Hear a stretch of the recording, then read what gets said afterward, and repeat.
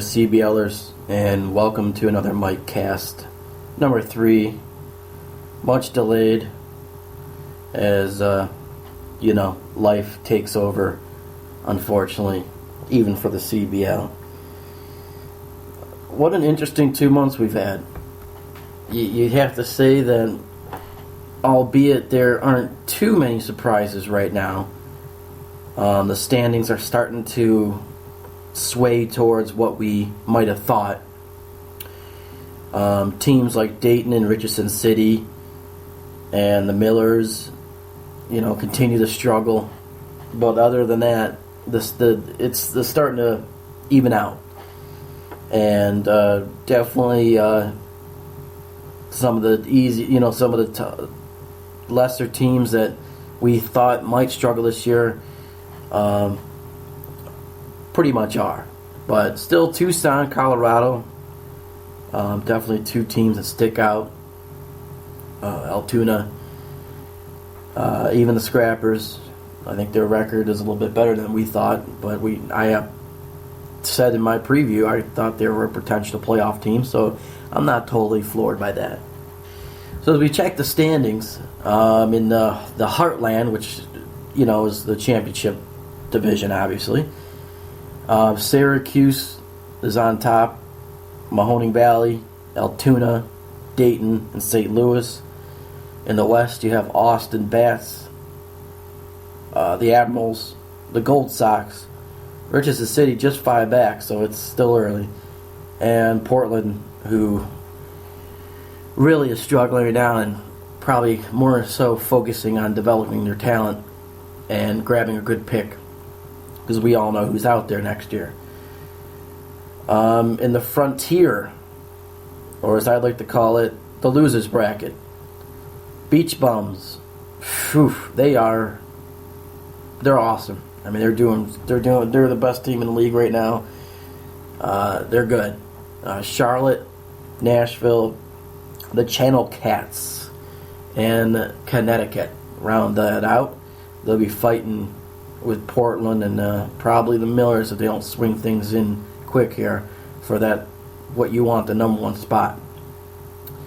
In the West, Vancouver, holding their own. Not as good as I thought they'd start out, but they're holding their own. Calgary, Tucson, which I discovered yesterday, they are in this league. San Diego, and the Millers round off. Who would have thought the Millers would be down there? So again, Beach Bums stand out as right now the best team in the league. I still think the Canadians have the best team. Whether they play like it or not is beyond me. Do they need a manager change? What do they need? Anybody have any ideas what Vancouver needs right now? And no, Tim, San Diego, he's not trading Jose Fernandez for some dude in AAA. It's not happening. Fantasyland, Tim. My power rankings right now. I'll go through all 20. What the hell? Because I wrote it down yesterday. Number 1, Traverse City. I'm sorry. Thinking hockey. Number 1 by far, the best team. ERAs and only team in the 2 are ERA in the 2s. They're the third best hitting, I believe it is. They're second or third. Just dynamite so far.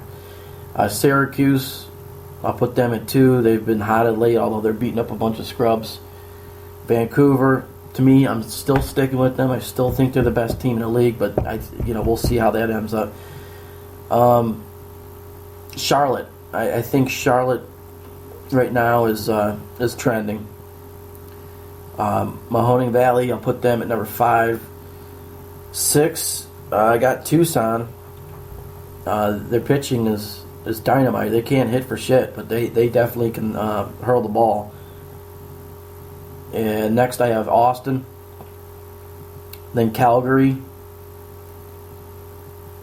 then the Admirals, then Nashville, they're trending, then Colorado, Dayton, Altoona, pretty much tied, Richardson City, San Diego, Caroline County, St. Louis, Portland, and Connecticut. And the Millers. They're all kind of like bunched in at the very end. But yeah, like I said, top 5, I think, is kind of like the teams to really pay attention to. It's, with the Beach Bums, Syracuse, Vancouver, Charlotte, Mahoning Valley. I think those are our 5 best teams. I think Austin Bats have something to say about that. But then 6 through 17, or 6 through 15, it's literally, everybody is about as even Steven as you can get. The trades, a couple trades this last sim, just to go over. Charlotte Knights traded Andrew Kasner to the Austin Bats, and of course, Trey makes another smart move. He gives up 3 minor leaguers, Rob Pollock, 22-year-old Manny Sanchez, and 23-year-old starting pitcher Sam Hentges. It looks like Pollock's the best of the bunch, but it does look like just 3 guys. If they develop, cool. If they don't, whatever. But Cashner's pitching great, and of course, Trey makes very smart moves and very calculated moves. And the Knights, they could have got rid of him. They didn't really need him, so they pick up 3 what I call lottery tickets. Also, Tim traded Dixon. First baseman Dixon, 30-year-old Dixon. Kevin Cron, first baseman, 27-year-old at Caroline County, for 24-year-old center fielder Don Hansen and 22-year-old reliever Joe Terry. Minor deal.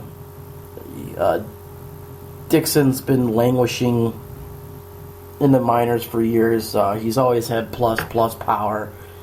An interesting guy. Cron, another guy, plus power, languishing in the minors. But pretty minor trade. Hansen seems to be okay. He's still a possibility to be a good 4th outfielder, possibly. We'll see. He's got good work ethic, so that's a good thing. But 2 minor deals. Nashville signed Alex Avila, catcher, to a 1-year extension. And that's it. Nate Carnes, starting pitcher for Austin Bats, probably done for the year, or close to it. Players of the month. Some interesting picks here.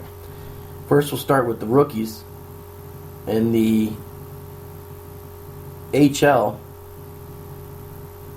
Rookie of the month goes to Dalton Duty, former Sting, actually. Plays for the Scrappers now. Had a fantastic month. Not the guy you'd think, but the guy can play some right field, and he can definitely get on base. So it's not a total shock. He only hit .429 for the month. He was 30 for 70. A homer and 10 RBIs, 5 doubles. His on base was .494. What a great month for doing. I mean, that was a very minor trade that landed at. Greg Bird for the FL gets Greg Bird. Yes, that guy. He was supposed to be this big time player. Never really panned out in the CBL. And his first stint. Although there's not very many rookies, so please bear with us. He hit .259, 8 homers though, and 19 RBIs. So very respectable numbers for Mr. Bird, who again, where the hell has he been? He was supposed to be one of the big guys here. The FL Pitcher of the Month goes to Rafael Montero for the Beach Bums, and that makes sense. And the guy's been dynamite this year. And last year he had a good year too, but he's been dynamite. 5-0 with a 1.60 ERA in May, and 6 starts. So you can chalk that up.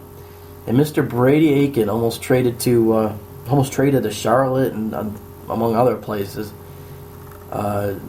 Started out in April 0-3 with a 9.64 ERA. He was 5-0 in 6 starts with a 2.81 ERA in May. And, the real Brady Aiken did stand up. What else we got? The hitters of the month. Somehow Greg Bird won hitter of the month in the FL. I'm going to say it's the homers. I did not expect that one. And of course, your man, as I like to call him, your mom, Rodriguez from the Blood Ravens. He went off. This was a true batter of the month. 353, 6-14 after a slow April. And it's kind of gotten the Blood Ravens going a little bit here at the end of the month of May and whatnot. So those are your rookies, pitchers, and batters of the month. Greg Bird. Oh, God, you gotta love. This file is #broken. Now we're going to do a prospect profile every cast. I'm going to keep it very simple. I'm just going to go with what I see, my scout sees, as far as 1 through 100, the rankings. Obviously, my scout, among hopefully a lot of others, has my first guy, first baseman Don Smith. He's in the Charlotte Knights organization. I'm sure we're all aware of. He's a first baseman. He'll never win a Gold Glove, ever. In fact, he probably should use a softball mitt. He's not going to light you up on the base pass. He's more of a Paul Konerko, if anybody's watched Paul Konerko run. But he's got good instincts, so that's a good thing. Most scouts that I've talked to around the league, they compare him to Mo Vaughn. If anybody's familiar with Mo Vaughn, the guy can hit in the 300s and he can also bang 40-plus homers. So I think Mo Vaughn is a very good comparison with this guy. He has great work ethic. He's a loyal guy, so he should be a Charlotte Knight for many, many, many, many, many years to come, unless he can get that trade fever. This guy was originally drafted in the inaugural draft by the Eugene Admirals. So, and was later traded by the Admirals to the Knights, along with another guy we're going to talk about later, Chase Strumpf, Sam Barr, and Turner Larkins in the Corey Seager deal. And the Admirals got Joe Hardy, Dalen Bundy, Josh Egan, he's with the Scrappers, and Ernesto Ferrar. But this guy has pretty much lit up the minors. He's having a little bit more of a down year in AAA this year. They might consider moving him back down to AA. If he continues to struggle, he might not be ready for AAA yet. But I don't think it's really a huge deal. I'd be curious to see how his development has gone in this new re-rate. But he's Don Smith, number 1 prospect on my list. And he will definitely be a huge impact in this league, whether it's on Charlotte or somewhere else. Next week, or next podcast, we'll be looking at the great Jim Claridge, who's made his Major League debut in 2 starts. One very, very, very, very good, and the other one started out very good, but ended very badly for him. So that'll be our next profile. But Don Smith, your next Mo Vaughn. I think that's a great comparison. Now we have a caller on the phone. Hello, caller. Thank you for joining us. Gary Currier from your Syracuse Orangemen. Hello, Gary. Dayton sucks. Okay, thanks, Gary. Didn't ask you a question, but